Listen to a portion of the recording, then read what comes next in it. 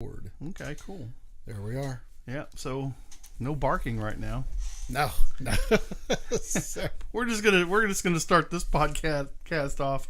You may hear a puppy yelping or barking. We have a newborn in the house. Well, actually, she's 8 weeks old, but we have a new dog.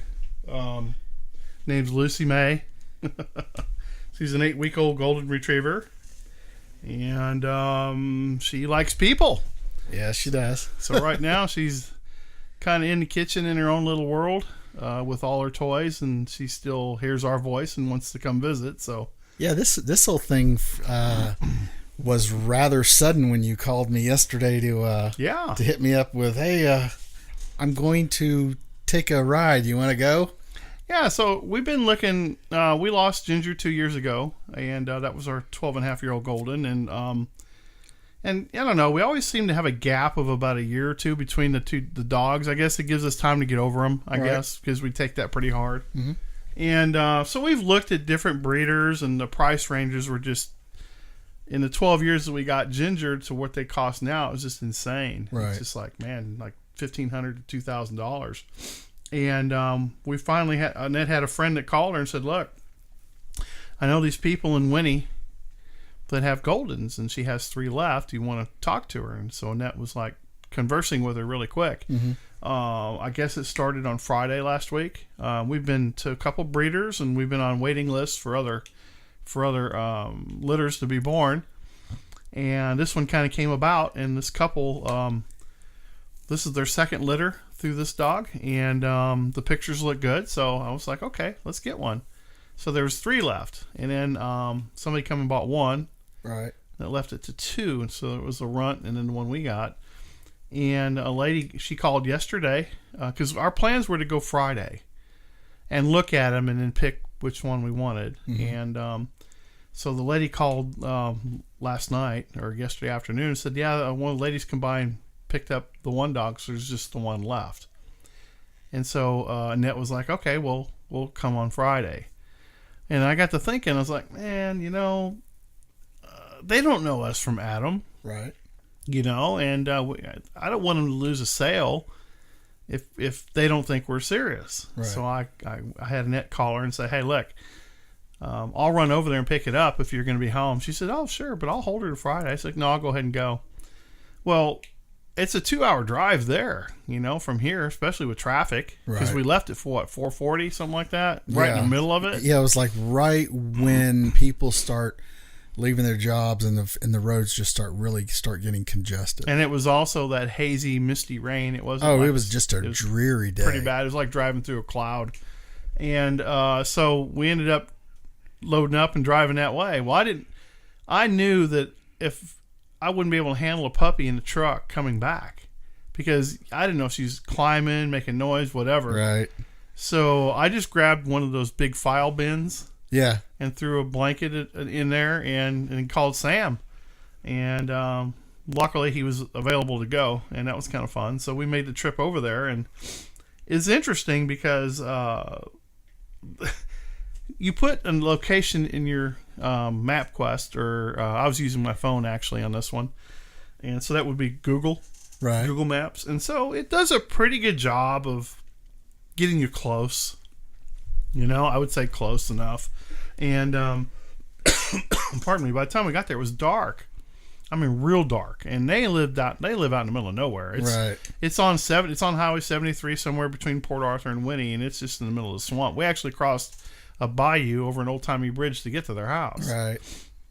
And so we get there, and we couldn't find the exact house because there was like 6 or 8 houses there, and the mailboxes never really gave you an indication of which house it was. Well, I'll inject something here. Is at some point, it's no longer technology's job to get you to the front door, right? Because here's where I was, when we were there, or trying to figure out which driveway to go on. Right. I was kind of hoping that there would have been sort of an agreed upon signal here. Look for this flare, some kind of. I'm gonna throw a smoke canister when you're nearby, and then that way to come in here. But I guess there really was there was no that that degree of planning. Yeah. Now the wife was out getting the kids from daycare, so it was just a husband and a friend, and which is cool. I mean, they were out working on a truck, so we got to talk about truck stuff. But finally getting to the house was basically signaling with a flashlight after a phone call. Yes. Saying, here we are, because they said, we thought that was you, but we didn't know for sure. So anyway, after getting in and parlaying around, we ended up picking up the dog and bringing the puppy home, and made my wife extremely happy. It's an early birthday gift for her. Her birthday's on Friday. Okay. All right. right. So mine was on Monday this week, and hers is on Friday. So it's kind of weird. We have that 4-day gap in our birthdays. Anyway, so we're extremely happy. She's a rambunctious little dog. Yeah, she's cute. She is. She's a very, very social dog so far, and she's really good at letting you know when she's got to go. Number 1. Okay. Number 2, sometimes a surprise, and that, like we just found out a minute ago. But she's a good little girl. She'll fit right in. And we're looking forward to many, many years with that dog. But so let's circle around and talk about some technology.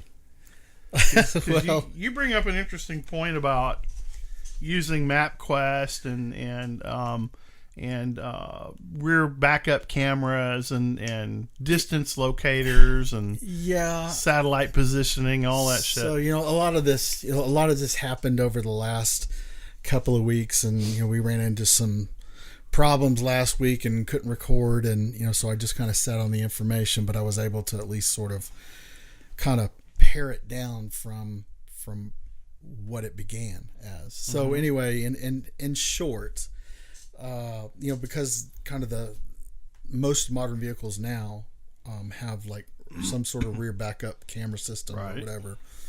So I actually witnessed, and I had no idea that my dad did this, but he had a couple of instances where he almost had an accident. And, when I went to ask him questions about, hey, how did this happen? Both times he was pointing at the camera. And so one of the things that I've learned, and I've seen it in other examples, where people have just sort of given up their natural instincts to do things. Right. And they solely rely on technology to get them where they're going. So, hey, breathe in, breathe out type stuff. And that's where I kind of got on them with, when I was in the vehicle, we almost had this accident, he starts pointing to this backup camera system, and I'm like, what do your mirrors tell you? When you turned your head, what did you see? Those are the things that I'm starting to see in some instances where people stop using their actual body to gauge what's going on around them and solely rely on a video camera that's in their dash. So if you do that, stop. Regress back to your baser instincts. Right. Look around. Well, it's funny because my wife sometimes is like that. So her little car, it has different camera angles, and you can change the angles with the push of a button. And she relies on the lines. There's lines inside those cameras that are basically guidelines. Yes. And so in her mind, it's like a video game, and I'm trying to match this line to that line. And it's funny because I use my mirrors. And so on my truck, I use my rear wheel. So the rear wheel, when I see it out of the corner of the mirror, I know that when I'm backing up, wherever that rear wheel goes, the rest of the truck follows. It's really simple. Even though I have a camera back there. Because, for example, when we were leaving yesterday after we picked up the dog, we had to pull in a driveway, back out. Oh, yeah. And it was all foggy and rainy, so those cameras are virtually useless. You just basically are looking like you're in a blizzard. You're blind. You're blind. And so it can get you in a lot of trouble. And it's funny because I see this happen in parking garages all the time. Where somebody will just jump in their car, and instead of looking over their shoulder or in their mirrors, they're looking down at the dash. And man, I've almost been hit. Well, many times just sitting there. And I just thought about this: is if they're not looking at their dash to do something, they're looking at their phone. Because we had this instance yesterday where there must have been like 5 cars that could have fit in this, where this guy was just fucking off on his phone. God damn, that is like my biggest pet peeve. Yeah, so we were going down a thoroughfare to get to a tollway. And there's about 5 lights, or 4, at least 4 stops on that road. Right. And we had gaps between the light and the car up front of us many times. Sure. Because everybody's looking down. And I'm not a guy that likes to lay on the horn. I just don't, because I'll just sit there and shame you quietly. Mm-hmm. And so we had to remind a couple people to actually move. Are you doing that just so you can kind of keep a leash on your toxic masculinity? It could be. I don't know. I'm kind of really not a road rage guy. I used to be when I was younger, but I've gotten a lot older and I get it. But to me, I might wave my arms every once in a while, but I generally honking the horn to me is just people use it too much. Yeah, because I've never be charged $1 every time you use your horn. I've never got animated because I used the horn for what it was. Right. It's, hey, if you're not paying attention, honk, honk or whatever. Well, I beep. I just dunk really quick. And now there are people that don't. I mean, there are people that don't like being honked at, but I was like, I don't like being fucking held up. Yeah, I don't like missing a light because you sat there and decided to read an email. Or whatever it was you were doing was more important than me moving forward. Well, I'll give you an example. I had a meeting yesterday morning. Yeah, it was yesterday morning, and I was driving to this meeting. And, no, actually, it was the day before. I'm sorry. I was driving the meeting, and it was meeting these guys for lunch, and I ended up being late. Okay. And so they messaged me back, said, hey, where are you? I said, I had to take a call. He was, well, okay. I said, no, I pull over and take these calls. So, for me, if I'm in an involved conversation, I don't want the distraction of driving in my way. So I literally find a parking lot and pull over. I can understand that. And a lot of times if I'm making notes, the worst thing is I used to work with a bunch of sales guys that have this clippy on their windshield and had a notepad and a pencil on their windshield. Oh. And I'm like, really? And he goes, well, I have to make notes. And I said, while you're driving? Yeah, that way I'm looking forward. And I'll go, no, you're not. You're looking down, because if you're looking at the pad, there's no way you can possibly drive this car. So you're looking at what you're riding and not the car in front of you. So just pull over. Just pull your car over, or tell them that you're driving. Please text me what you need, or send me an email. Right. So I am that guy. I will pull over. I was up at the lake this last weekend with my brother-in-law, and he's one of those guys that he'll text and drive. Oh, I'm somewhat guilty of that. Yeah. But with me and phone calls, and I really don't have an issue with taking phone calls while I'm driving. Mm-hmm. But if I'm trying to get somewhere and I believe that the phone call may be a distraction from me getting someplace, I find myself weighing which one is more important. Is it more important that I arrive where I'm going at, or is, if this phone call I'm going to take is going to benefit me in some way, then naturally, yeah. So no, I'm the same way. I mean, I don't. If Annette calls and says, "Hey, what are you up to?" It's not like I have to pull over and take the call. No. You and I talk on the phone a lot. I mean, no, I'm talking about a business call. Yeah. Where I have to really stop and recall or write down something. Yeah. I'm pulling over because I don't leave it to memory. I just don't. Well, because it allows you to take all of your focus and put it towards one effort. Yeah, because a lot of times, so if I drive a lot, so if somebody's calling me for something and I say, well, I'm driving, I can't talk to you. Well, you're not going to get to talk to me till the evening then. Right. Because I'm on the road somewhere all the time. I'm okay with that. Yeah, but a lot of people, they don't like those calls in the evening. So anyway, we've observed some real blatant abuses of technology on the road yesterday and many days before that. And it's funny because it seems to be commonly accepted to do so. Mm-hmm. And when it creates a problem for you, the driver, and what do you do to combat it? So if you say something or if you react by honking your horn, you could be accused of toxic masculinity. Or just, because I hate that term. I do too. I think it's a bullshit term. You're being aggressive. And as far as I'm concerned, being aggressive doesn't know a gender at all. Right. Aggressive is aggressive. Somebody is in a hurry, whether it's their own fault or whatever, to get someplace. and somebody in front of you is an obstruction. Right. Now, I won't completely blame electronics on it, because I've actually seen it's a choice. I've seen people who were driving reading a book. Oh yeah. And weren't paying attention, and so I won't solely blame all electronics on it being a distraction. People they choose to not focus on the task at hand. Well, it's happened way before cell phones and smartphones, because I remember back in the day, and I'm going to go back into the 80s and 90s before cell phones really got big. Mm-hmm. And I would take the Hardy Tow Road into downtown Houston all the time, and in the morning. And a lot of times you would see ladies driving their cars with their knees, putting on makeup. My ex-wife. While they're driving. Nailed it. She would do this every fucking morning. Yeah. And in the car, instead of just getting up 15 minutes earlier at home, mm-hmm.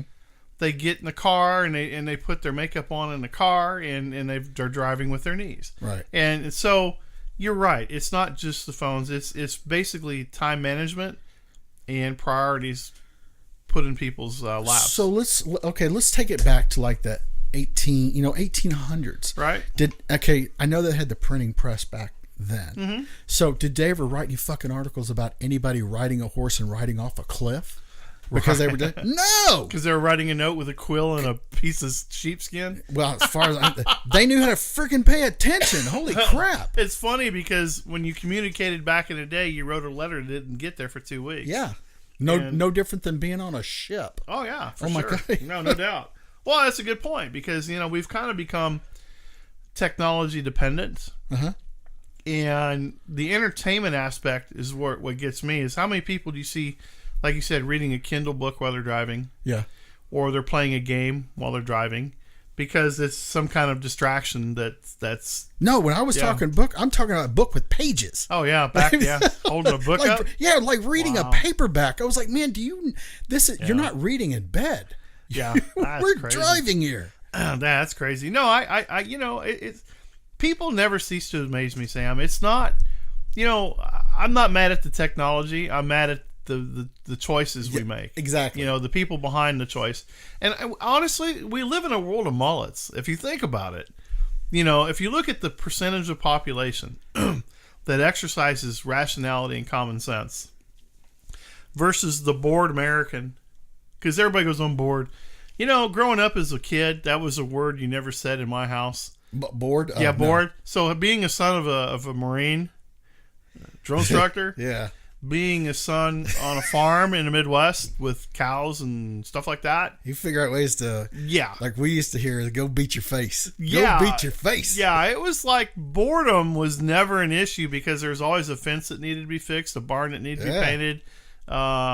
Something needed to be mowed, a tree needed to be trimmed. I mean, there was always something. I can remember as a little boy, before my parents got a divorce, my father, we would and by the way, there was no tech in our house, okay? There was no tech. I know it was back in the 60s and 70s, but there was no tech. We would hit the bed when the sun went down, okay? And the rules were you had to go upstairs, wash up, and you slept basically in a t-shirt and skivvies like you would on base. Sure, yeah. And we all had bunks, and we had 2 bunks and a single, and since I was the eldest, I had the single. My 2 brothers were in a bunk. Well, a lot of times we would just turn it into a wrestling match and just be pillow fighting, whatever kids do. I did that all the time. Instead of going to sleep, and he would just come upstairs. He goes, "Oh, we're not tired. That's great. Get your shorts and shoes on, boys." And dude, he would take us out, and he would PT the living dog shit out of us. I mean, until we had to take another bath. Sure. So he'd PT us, and we'd come back in the house all sweating, tongues hanging out. It took about 40 minutes. Back then, I guess their endurance was a lot better, or our brains weren't developed enough to say, "Hey, I'm done, Dad." So we take our baths, and we get dressed and go back, same routine, go back to bed. We only did that a few times. He never had to correct us more than a few times on anything. And if he did, the berating begun. He'd look at you like, "Son, I thought you were the smart one." Right. It was like, so we never looked at that as abusive. Okay. He was a very, I will tell you this, he did what he said he was going to do, and he was very fair. I just kind of had this thought is when somebody deems something abusive. Yeah. It makes me wonder if, if they start regressing back to some sort of traumatic event that happened in their own childhood. Right. And, all of a sudden, because you didn't know how to react or handle a stressful situation when you were younger. Yeah. When you get older, now it becomes abusive. No, that there was a lesson in that exercise that you saw as abusive. Right. Now that you're an adult and maybe you're a parent or whatever, you're opting not to use that method to teach that lesson. Sure. So that's you. That's just a choice that you made. But other people make other choices. Just because they make other choices does not make them abusive. It just means they made a different decision than you. It's funny because it's really hard to kind of put it in one box because there are abusive parents out there. I've seen them. I've experienced maybe some of it as not through my father, but maybe my stepfather, where they're excessive with their anger. Okay. So I will tell you the difference between the two from my viewpoint. My father would not get angry. He would make a declaration. He'd say, son, this is what I expect of you. This is what I want you to do. You and I talked about staying in your lane. I heard that all growing up. It was, son, just stay in your lane, get done what I ask you to do. Now, when he caught us messing around, he'd say, look, I'm serious. Now, this is what's going to happen. This will be done really quick if you just do it this way. But if you fool around with it, you're going to get punished. That's a good, because it's somebody who is, he's telling you what the expectations are, or whoever the responsible adult is. Right. You're telling your subordinates, your kids, your whatever, this is what you expect of them. And if you see them slipping up, you kind of let them know, number one, is you've observed them slipping up, right? How to not slip up any further, and how easy it is if you just follow instructions. Now, I also view the having to interrupt is also an escalation of force. Yes. Yeah. Because it won't be so nice the third time. Well, so there wasn't a third time. We never let it get that far because we learned really quick that the one thing he did. So I don't mean this to be mushy, but you share love as much as you share discipline. Yes. Okay. So we got to play and do cool stuff as a kid. We didn't have technology back then, but we had cool toys. I mean, G.I. Joes were big, soldiers were big. Yep. I had an Alice pack with all the stuff that went with it. I mean, and so we got to play Marines a lot. And we would invade the beach. We would take and set up a blanket and do storming a beachhead. Yeah. But when you messed up, he would tell you, son, okay, look, this is why I'm getting on you. He never lost his temper. I will tell you, he never did. Now, my stepdad on the Converse was completely different. He had a temper. He didn't. Well, my mom was that way too. But anyway, the point, I don't want to get too far into that. But But the point of it is that maintaining control of yourself and handling a situation is one thing. I see a lot of parents now that lend a deaf ear to the bad behavior of the kid until it reaches a terminal point, and then they blow up on the kid, and they abuse the kid, because that's where this started, talking about abuse. Now that's bad parenting, because I don't know, maybe they had bad example growing up, but I believe it's control of self. Right. And that's a big thing with me, because when my kids were growing up, I don't recall ever getting out of control with them. I mean, you can't, because number one is they're not, whatever my desired result is going to be. Number one is whatever. If I was out of control, that's the thing that they're going to remember. I saw my father one time just completely get bent. I will tell you, we lived on base, and you're not supposed to alter anything on the base. Right. I had a dog named Sergeant, and Sergeant and I were in the backyard, and we were digging fighting holes in the backyard. Right.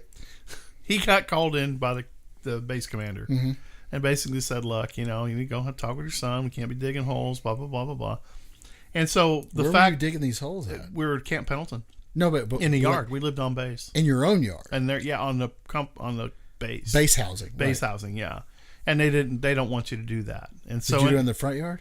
Well, some of it was, yeah. Okay, yeah. Okay. Yeah. So we were digging, and anyway, he come back to the house, and nobody wants to get reprimanded by the commander, right? That's just the way it goes. Yeah. You know what I mean? Yeah. So anyway, he was pretty upset. He goes, son, look, he says, just come on in, bring the dog. He says, I just want you to go to your room and I want to think about how I want to handle this first. I understand that. So you really respect that, because when I'm in the room, I'm going, oh man, what'd I do? And I know what I did because he told me not to dig in the yard. I know what happened. So anyway, he handles it that way. The explosive part, you're right. I think when people explode on people, you're not reacting to the problem you're trying to solve. It's all about you at that point. Right. Now it's you. It's your inability to communicate and control yourself. I will tell you, everybody goes through that stage where you decide when you're going to lose your shit on somebody. But that's not okay. Just so I make it, but that's not toxic masculinity. It's not unless you're a male, and then any action you take that's aggressive is toxic masculinity. Okay, depending on who's telling the story. Well, okay. So prime example, we were listening to Mike Rowe was having a great conversation about his response to the New Yorker about what men should do and modern man should do. Right. And the one thing I thought was hilarious was the fact that he responded to it. Yeah, the man's man. Yeah, the man's man. So just one of the examples I can remember off the top of my head was a modern father would basically make sure at the end of the day he plugs in all of his children's electronic devices so that they're charged and ready for them the next day, so they have the apparatus charged. And I'm thinking to myself, wait a minute. Who are you teaching control of the item at that point in time? So his solution, he answered this as well. He says a man's man would let that child go a day without that being charged so that he remembers the hard lesson of, whoops, I didn't have this excess because I didn't charge it. So this is the society we live in today. So what they try to do is they're trying to reshape things. Right. Okay. So we live in an age now to where you have a younger group of people that have not experienced life, the hardships of life enough to really come off with a base of distinction of what's what in this world. And they really don't. Hardships builds character. But hardships is relative. So hardships when we were kids, now and probably by today's using today's visibility would be abusive. So let's talk about some of those hardships. So as a kid, for me, my personal hardships would be not being picked for a team. Yeah. Okay. So what do they do today? Everybody plays. Okay. Now I will tell you, because I wasn't picked for a team, I went home and practiced. Yeah. I first went home and whined and cried about it. Your skills. Yes, exactly. So I went home and I whined and cried about it. And my dad grabbed a glove and said, let's go play ball. Let's go practice. Okay? So that's what a father would do. Right. A good father would do that. He would spend time practicing with his son to improve his skill. The next time I went out, I made that team. Right. Okay? Now, I know now that moving forward, each level that I go to, from Pee-wees to ponies to Mustang to whatever I'm going to, is going to require another level of excellence, and I have to improve some skill to get there. Sure. When you pass people through and just say, well, we're all going to participate, you're creating the problem you have today, because nobody then can stop and assess and reevaluate any kind of skill building because it's given to them. So I basically saw this video this morning before I came over here, and it was an exchange between they said it was a millennial versus baby boomer. Okay. And I want to say that I'd seen it before, and it was, a baby boomer is somebody that's older than me. Mm-hmm. So and the the baby boomer was extremely condescending to the millennial, in the very cliche ways that you see pop up in other examples shown on social media. All right. Well, there was a comment that the millennial made where the baby boomer was kind of proud that the guy made the comment, and all of a sudden this trophy comes out of nowhere, and he sets it down and he goes, "What's this for?" And he goes, Don't y'all like trophies for like everything you do. And I thought that was I was like, boom, that was the boom moment. Right. Like, It's funny. I mean, I don't know. I mean, when you make achievement irrelevant, and you turn it into an expectation, that's what's happening now. Is everything is an expectation, and achievement is also relative. Hey, if you didn't really draft out what the metrics were going to be for you to say, I fully achieved this, right? Even if you just like check the blocks on some of them, right, it still classifies it as an achievement. And to some degree, I'll say, okay, I'll kind of sort of give you that, but it actually should be more of a learning lesson. So when you have to have this challenge again, you'll know what it took for you to hit all those points that you didn't make when you set your original goal for that achievement that you only half-ass got. Sure. No, I agree. I don't know. I just look at this whole I'm like you. I don't even like saying the term toxic masculinity, because to me, first of all, who's defining these actions? Okay, because I mean, so let's talk about some of the examples they give. Okay, well, first off, we did this topic before. Yeah, we did. Back in June. We did. Our June podcast. It was you, me, and Todd. Yeah. And it was just hitting its stride then, and it was a class that was, I think, it was at the University of Texas, and we were following. Oh yeah, that's right. I forget what there was like seven items that it pointed out of what toxic masculinity and I know that there were like a bunch of psychologists that all subscribed to this thing, who said what it is. Therefore, just because you have these people who agree, say it is. Therefore, it is. Oh fuck no, it's not. Yeah, I'm not in that camp. To me, that's just a bunch of psychobabble bullshit. Now, I will tell you this: I am not a fan of the Neanderthal mindset either, and so I'm going to paint a picture or two here. So to me, there's a lot of Neanderthals out there that knuckle dragging morons. I'm not a big fan of those guys. Now I haven't seen any examples scratching your balls, spitting on the ground, acting like a tough guy. Now. And then coming back and calling it that? Yeah. Okay, no. Yeah, I think that's just an ignorant. That dude's just hasn't evolved past smart. And so you do have that. Now, the way they're putting toxic masculinity is basically fundamental stuff. I remember a time where if we didn't hold a door for a lady as a kid, we got dressed down at home. Oh, hell yeah. Chivalry and manners was yes sir, no sir, yes ma'am, no ma'am, all the way through as a child, and you always held doors for the elderly, and you always, as a Boy Scout, we used to help people across the street. Okay. We used to volunteer to mow people's yards. All the stuff that we did as kids was built to better the community, not better ourselves. So this... Or for our own benefit, Yeah, this week... What's prompted this whole thing is this whole Gillette ad campaign. Oh my God! That started this whole thing, because the only reason I kind of jumped on board is there's a couple of podcasts out there that I'm starting to pay more attention to. Well, they happened to bring up the article, and I really wasn't paying attention until I saw it, and I'm like, fuck, we've already done this. Why the hell is this a thing? Well, when I start to go find out what's going on, then I find that this public campaign is out, and if you go to look at the ad, they're hitting on all of the bullet points that they associate with this term, this toxic masculinity. They start talking about, boys will be boys, and there are several examples that are in the ad, where we call each other names. And when we had this offline conversation yesterday that I'm not going to bring up, but there was a lot of things that we would say when we were kids. Oh yeah.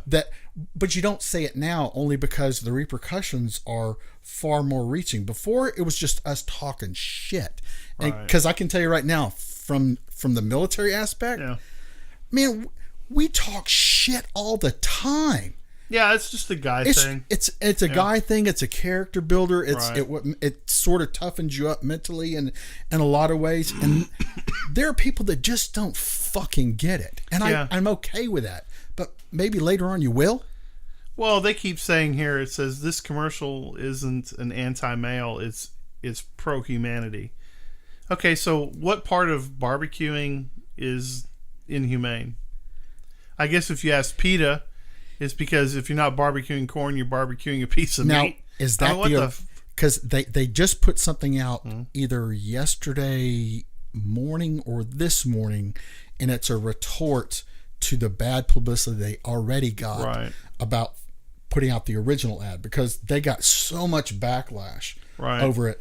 They put out sort of a counter message saying, hey, it's really about this. Right. So the macho, so they mentioned macho stereotypes. I'm just reading through some of these. Yeah.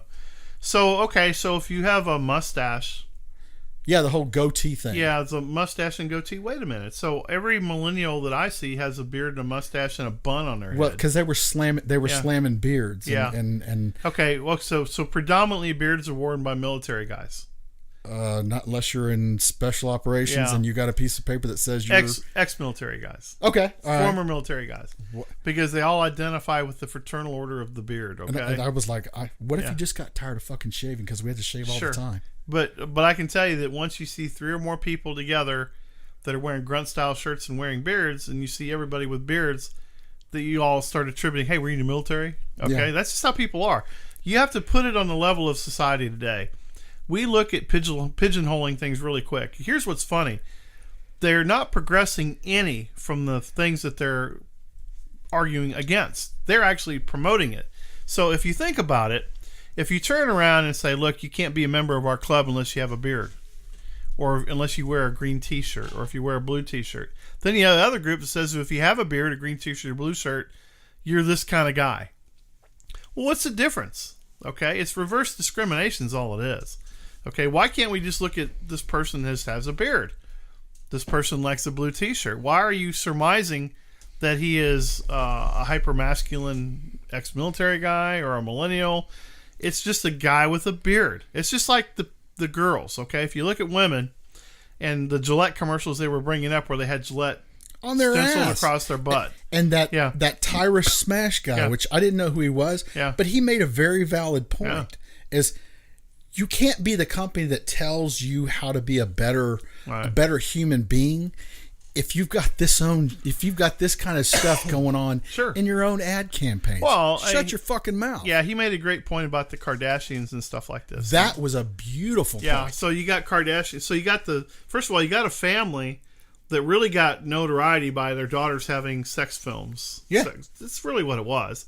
It wasn't any other thing than that got them started, because their social media presence got them the show. Okay?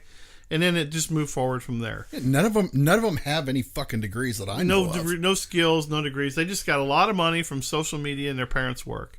So that, and they have shops and they spend most of their time up front of the public with their bullshit. Mm-hmm. So yeah, you have that. Honestly, we need to adapt more of a live and let live kind of thing.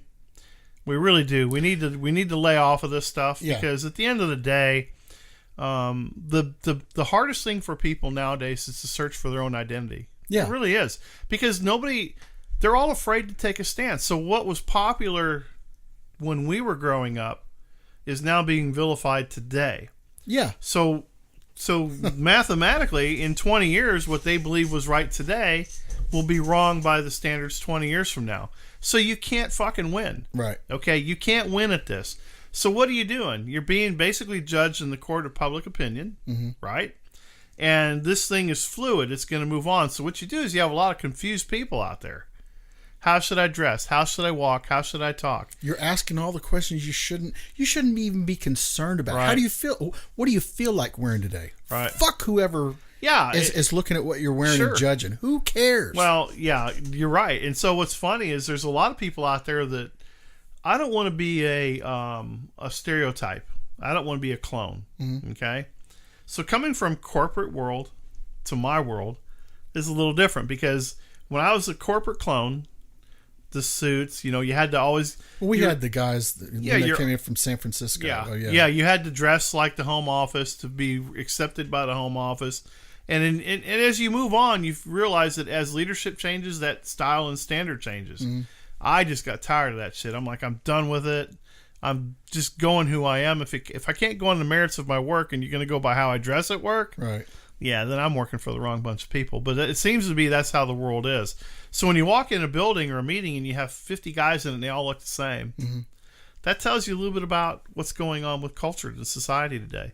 Like the whole European cut suit that's really tight with the big long shoes sticking out. That's the stupidest look. Oh, is that look. what that is? I mean, I've seen it. That's the stupidest look I've ever seen. I remember when it came overseas.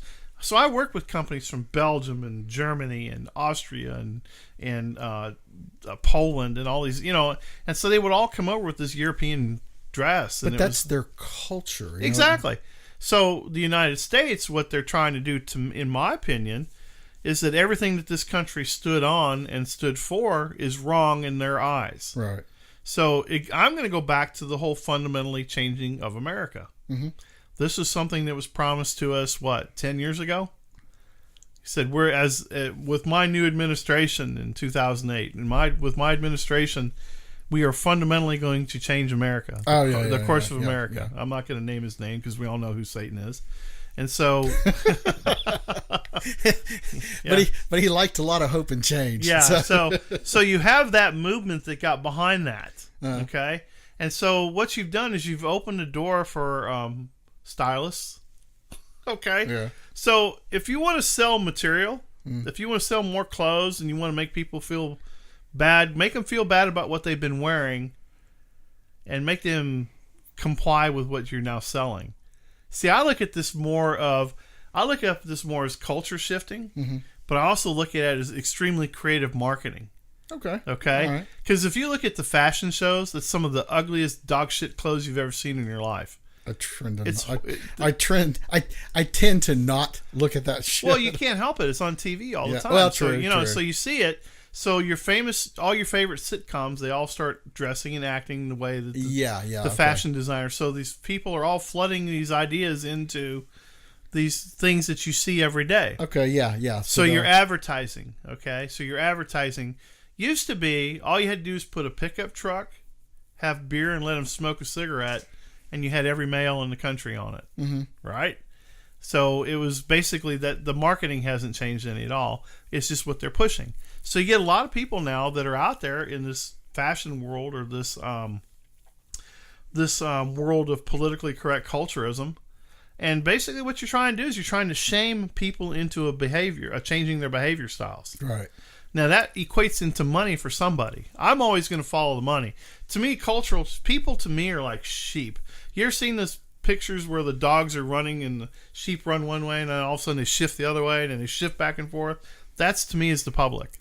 Yeah, because I was like, once you have, because there's got to be a metric somewhere where they're able to gauge whether their message is resonating. Right. So once we've basically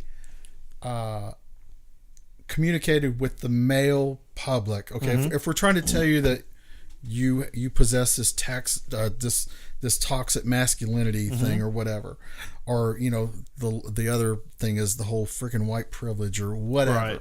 Once there's got to be a metric that they say once we see this, we can move to phase 2 of whatever it is. Because we're starting to get into the thing that we were talking about, or the thing I told you about yesterday, where I posted like media bias. Because the only reason I went that direction was there was something that I read, and the only thing I was concerned about was the Media Bias Institute, or whatever their official name is. How do they view you as far as like when you're telling a story? Should I believe you wholeheartedly that you're giving me this unbiased, non-favoring left, non-favoring right view of the story, or how is it? Well, that's when I ran into this collage, and it was actually just a spectrum of all these different very well respected and to varying degree people of news organizations that are far left to the middle to the right, and I threw it out there on this page that we're all on, only because I'm like, I challenge people. Go out there. Do you know what you really know? Right. Do you have the whole story? Well, yeah. And to me, all this is feeling. This is perceptual. This isn't fact based at all of any kind.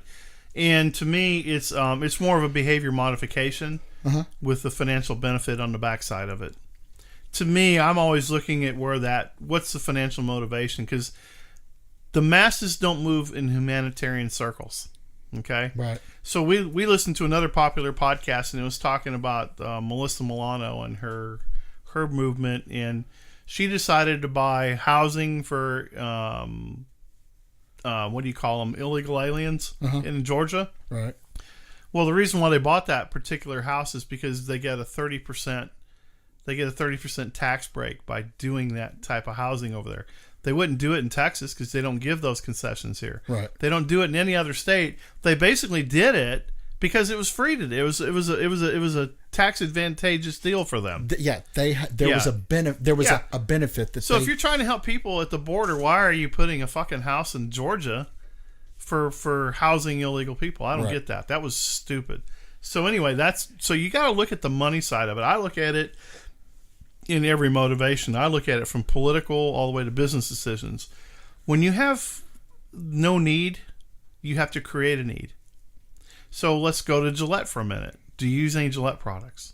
No, I wasn't like a dollar shave. I've been a member of other. Yeah. Now I've used Gillette products years and years ago. Yeah, in the past. When they were like the only game in town, so to speak. So yeah, being in the industrial chemical and ingredient with that background in mind, I don't use any of their stuff. Right. So I tend to go with more of I like the home-based stuff where, say like Dr. Sasquatch soap, or I'll go to Dollar Shave Club, or I'll go to the Art of Shaving. Yeah. And I go more that route because I want a better product. Because Gillette is part of this whole big Procter & Gamble family. Right. Now, me personally, and this is just my choice, is I like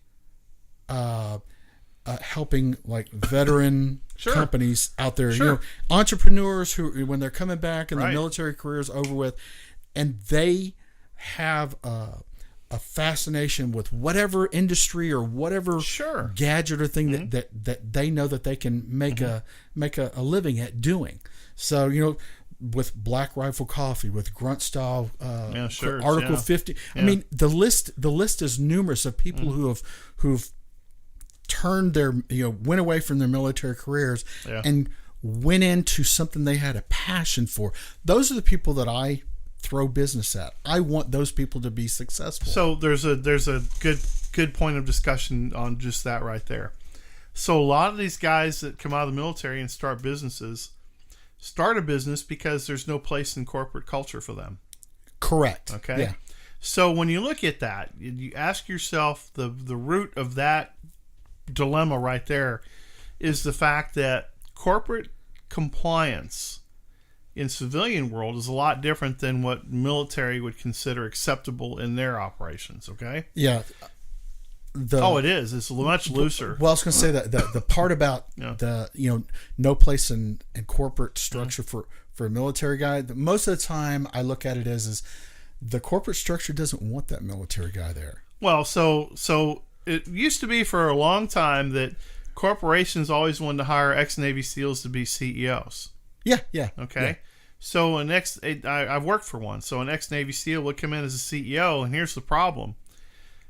The way he put responsibility on people and the whole swim in your lane thing starts filtering into the corporate world. Well, I don't know any company to this day where people are really good at staying in their lanes.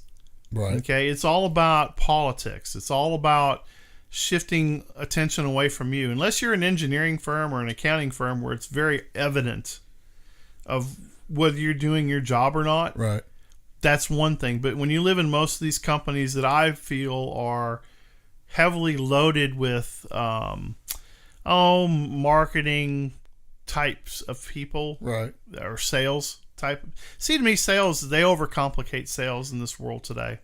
They really do. They overcomplicate it, and they put too much of this touchy-feely thing in there. You know?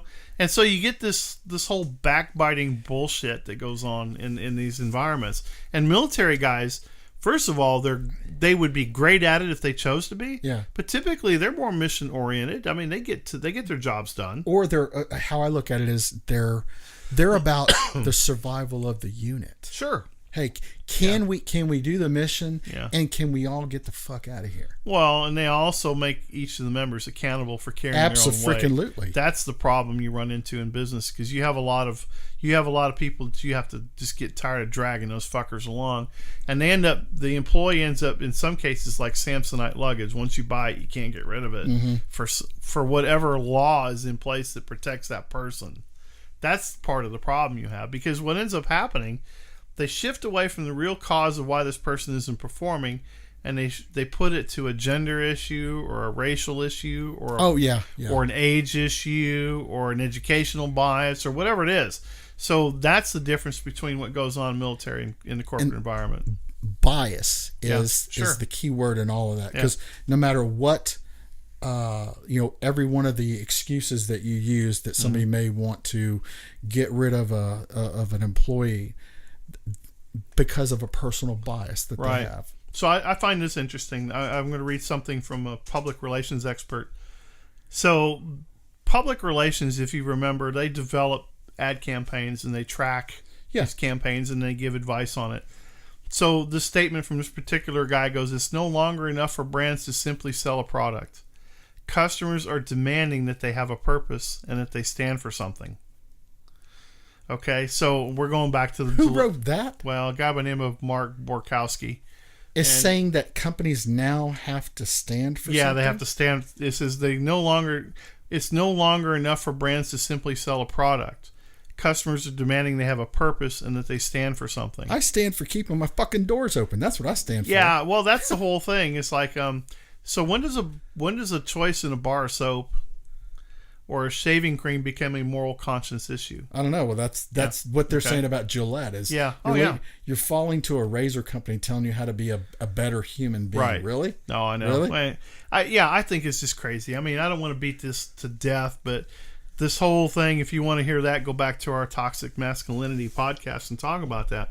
But it's funny how these things don't go away. They just find another crack. It's kind of like watching a piece of granite decay. Okay?